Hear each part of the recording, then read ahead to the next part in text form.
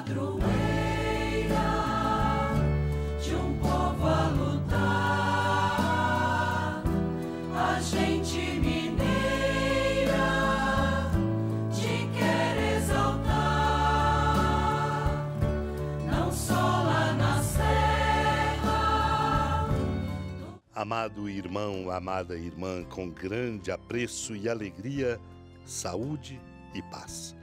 Hoje é dia de alegria, porque hoje é domingo, dia do Senhor.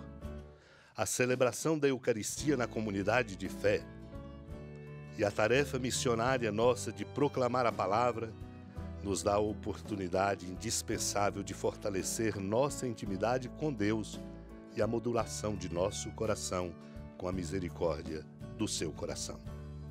Nossa força é a nossa salvação. Precisamos de cultivar, portanto, esta intimidade, como acentua no tratado sobre o sacramento do altar, Balduíno de Cantuária, um bispo, quando diz: os que comem de mim terão ainda fome, os que de mim bebem terão sede ainda. Neste mundo não podemos nos alimentar de Cristo, sabedoria de Deus, até a saciedade de nosso desejo, mas somente na medida em que a avidez desperta o nosso desejo.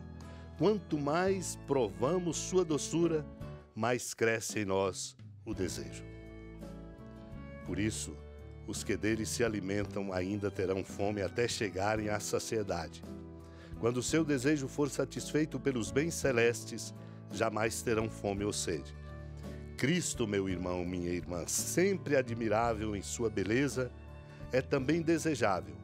Ele que os anjos desejam contemplar. Assim, mesmo ao possuí-lo, o desejamos.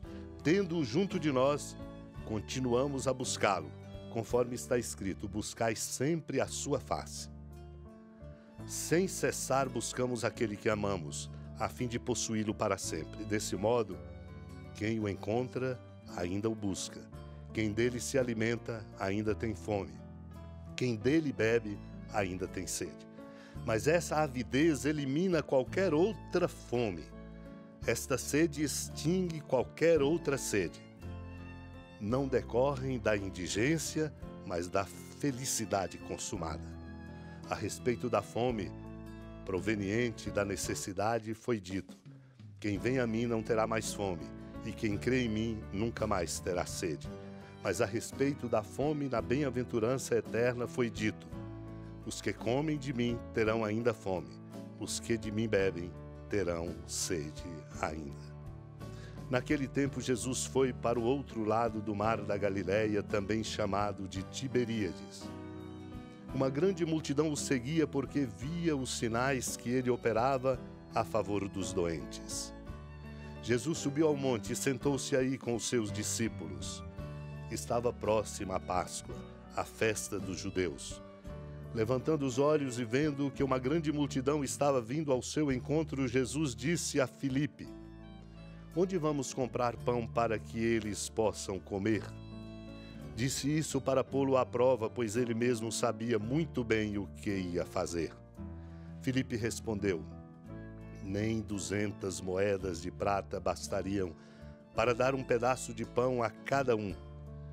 Um dos discípulos, André, o irmão de Simão Pedro, disse: está aqui um menino com 5 pães de cevada e 2 peixes.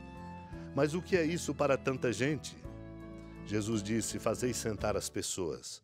Havia muita relva naquele lugar e lá se sentaram aproximadamente 5.000 homens. Jesus tomou os pães, deu graças e distribuiu-os aos que estavam sentados, tanto quanto queriam. E fez o mesmo com os peixes.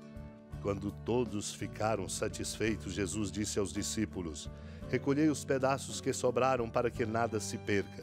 Recolheram os pedaços e encheram 12 cestos com as sobras dos 5 pães deixadas pelos que haviam comido. Vendo o sinal que Jesus tinha realizado, aqueles homens exclamavam: este é verdadeiramente o profeta, aquele que deve vir ao mundo. Mas quando notou que estavam querendo levá-lo para proclamá-lo rei, Jesus retirou-se de novo sozinho para o monte.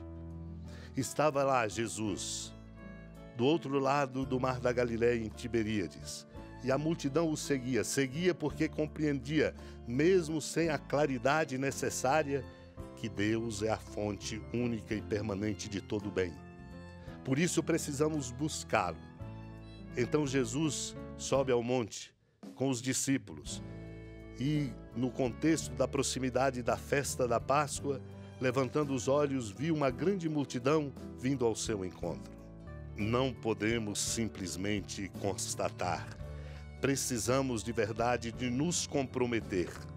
O desejo de Deus é verdadeiro na medida em que Ele em nós se desdobra em solidariedade, em competência e disponibilidade de nos debruçar sobre os outros nas suas necessidades, particularmente os pobres. Por isso a interpelação feita a Filipe: onde vamos comprar pão para que eles possam comer? Filipe não sabe, Jesus sabia. Por isso Filipe responde com os seus critérios humanos.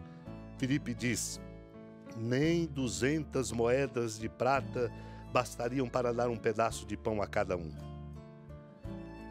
André, o irmão de Simão, também disse: aqui está um menino com 5 pães de cevada e 2 peixes, mas o que é isso para tanta gente? Jesus então chama-os, manda-os sentar. Ali havia um lugar próprio para isso. E Jesus, que é a fonte, toma os pães, dá graças, distribui aos que estavam, tanto quanto queriam, faz o mesmo com os peixes. E quando estavam todos satisfeitos, ainda recolheram os pedaços que sobraram.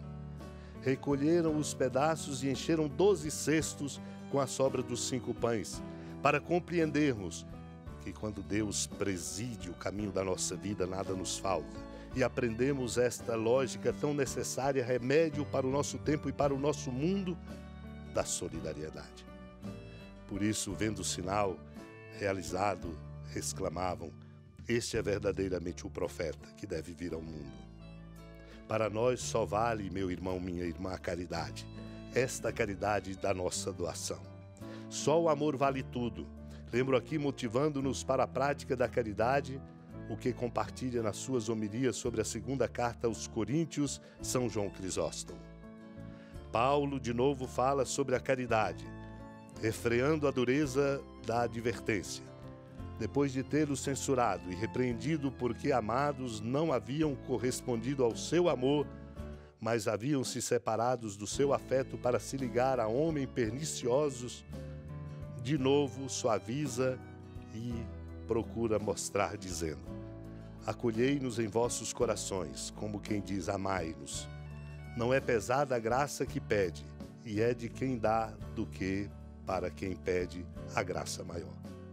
Por isso, somos chamados a amar. É na medida em que amamos que nós aprendemos a dinâmica da solidariedade e podemos abrir um caminho novo dentro da família, no ambiente de trabalho, na igreja e, sobretudo, na nossa sociedade tão indiferente aos pobres. Supliquemos essa graça com toda a confiança. Senhora da piedade, Mãe Virgem do Cristo Deus. Lembrai-vos, ó piedosíssima Virgem Maria, que nunca se ouviu dizer que alguém daqueles que, tendo recorrido à vossa proteção, implorado a vossa assistência e reclamado o vosso socorro, tenha sido por vós desamparado. Animado com igual confiança, a vós recorro, ó Virgem das Virgens, e gemendo sob o peso dos meus pecados, me prostro a vossos pés. Não desprezeis as minhas súplicas, ó Mãe do Verbo encarnado, mas dignai-vos de as ouvir propícia e de me alcançar o que vos peço. Amém. Feliz padroeira de um povo a lutar, a gente mineira te quer exaltar,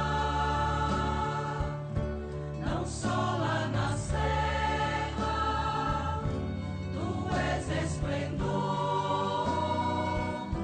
de toda esta terra, também és fulgor.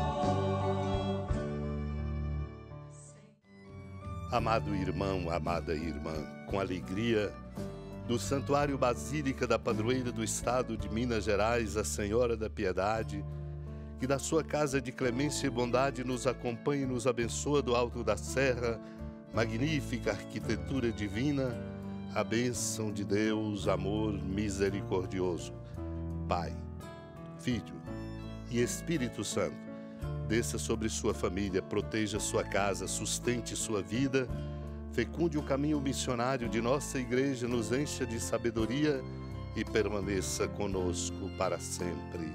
Amém. Feliz padroeira de um povo